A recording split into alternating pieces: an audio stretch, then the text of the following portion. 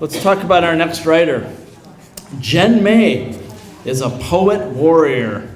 As a former police officer, she has witnessed the grief and inhumanity of our existence. As a writer and a warrior, she refuses to give up hope. She's a founding member of Open Sky Poets and enjoys reading at open mics like Aurora's A-Town Poetics or Geneva's Harmonious Howl.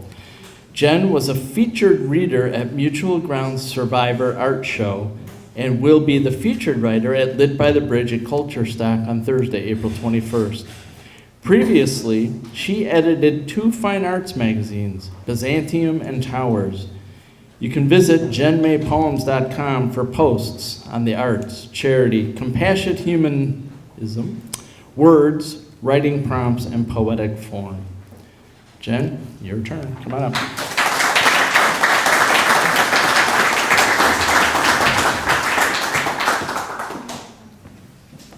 Thank you. Is that good? Yes. I just wanted to mention that there is hot off the presses, my new book, Armchair Locomotion, which you could find available on Amazon.com or on Kindle. And the copies didn't make it to the show, so if you'd like to pre-sign up for the book sale, I have a slot open on the table over there where you can sign up for that. Thanks so much for having me here, Kevin and Ann. I really am honored.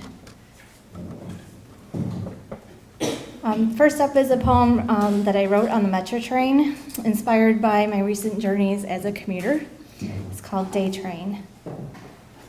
Train brakes whistle, breaking over the morning, and the rising sun breaks yoke-like, running messy and pooling at our feet. We hurry into the day, hot coffee and phones in hand, hardly noticing the slow rolling, but unconsciously we balance against the reluctant train wake.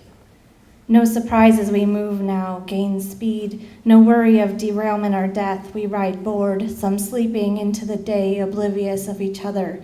We run on like sentences, like speeches and video rolling, too hard to try, too sure to cry out, and it rumbles and it rolls on down the clack track.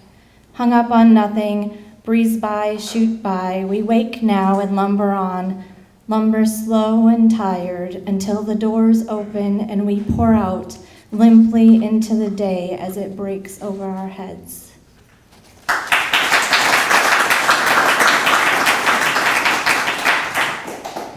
And I know I'm going to break the rule that you referred to. I did write about spring, so bear with me on this one. This April has been terrible weather, and March was just as strange, so this is renewal. Bald spring, ugly spring, stirring March winds rouse the trash left after snow melt and plants it along fences, hedges of waste.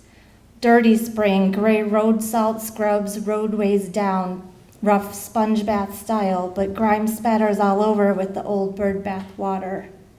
Rough spring like a sucker punch split lip, bleed icy spit in the face, or mist covers everything like secrets and wears a frost bandage the next morning.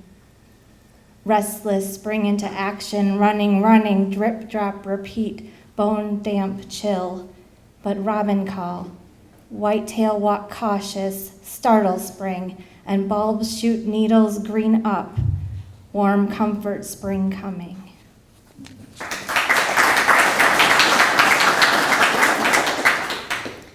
So with this weekend's perfectly beautiful weather, I find myself optimistic about summer and bookstores.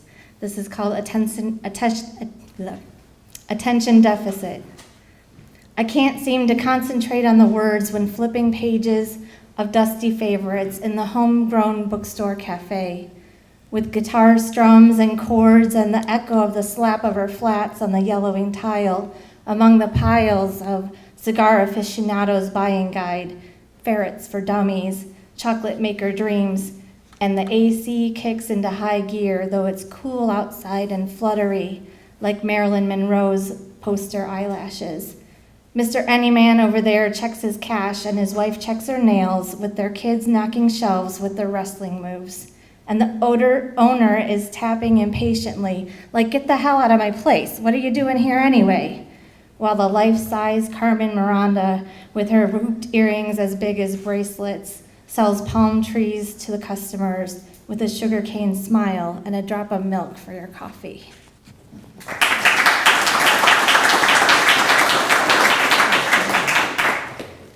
So anyone who knows me knows I really love Sundays because it's a lazy day. So this is Sunday.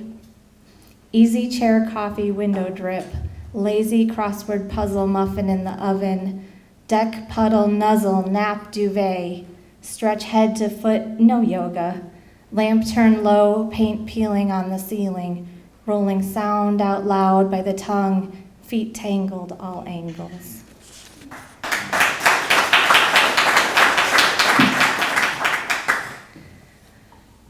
So I'm sure nearly everyone in the audience has read The Giving Tree. I read the book over and over as a kid, but it was never my favorite because I thought the little boy is taking advantage of that poor tree. So I wrote a little different take on this. It's called A Different Sort of Giving Tree. I approach it as a fight. I size it up. Seizing a branch within reach, I pull myself to it and scrape my sneakers, peeling the loose bark. I scramble for a foothold. Lifting my chin defiantly, I reach higher and hold tighter, lift and struggle. Scrape along that thick trunk I try, my shoe sticks, pulling harder.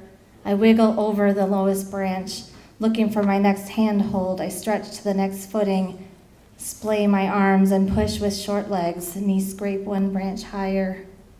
Apples hail on me and honeybees rocket, but I don't let go. The whole tree shakes while I find my comfortable limb seat. Now victorious, my hands red and dirty, I grasp on to steady me, the rough queen of my apple tree. I reign small from this throne in my backyard home. Breeze flutters my subject leaves, rustling like silks in the spotted shade. I am mussed and streaky, but the greens bow anyway. Then my shoulder gives over, drowsy, tired, finally cool here, I lean for a long while. Close my eyes, I'm sheltered within, having occupied at least this territory.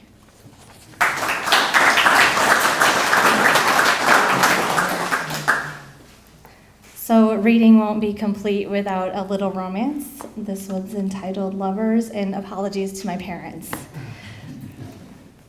Fold over me and under me with your skin, linen paper. My sigh heard by only the walls and us. I crush against you in a heavy afternoon perfume, your hands always on my body. Stringing delight like paper lanterns, your frame, a climbing ladder for me to grasp higher and higher. Your need for me real, your skin always touching my skin. Fold and crease, hold me now. Hesitate no more, just lift and lift me against you. Fold, doubling and loving.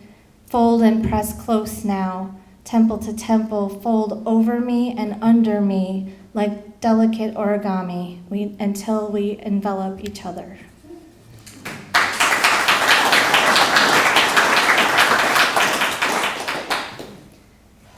So another common theme in poetry is the idea of time passing, and this is my take on Time Change, a Latin band. Every year I look to the spring forward and falling back. It's a long guitar melody, sexy but playing on and on, while the drummer maintains the rhythm and the front man introduces the pieces. Red maracas for shush shush shush and conga beat blossoms for flavor.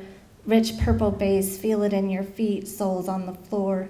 So that sweet wail guitar, the cry of stretched time passing, and the tambourine clatter clash, some small sweat or some chill voice sing, the air expanding breath, the deflating exhale. Do we win or are we tied, snarled, defeated by the hour, the minute, the moment we change?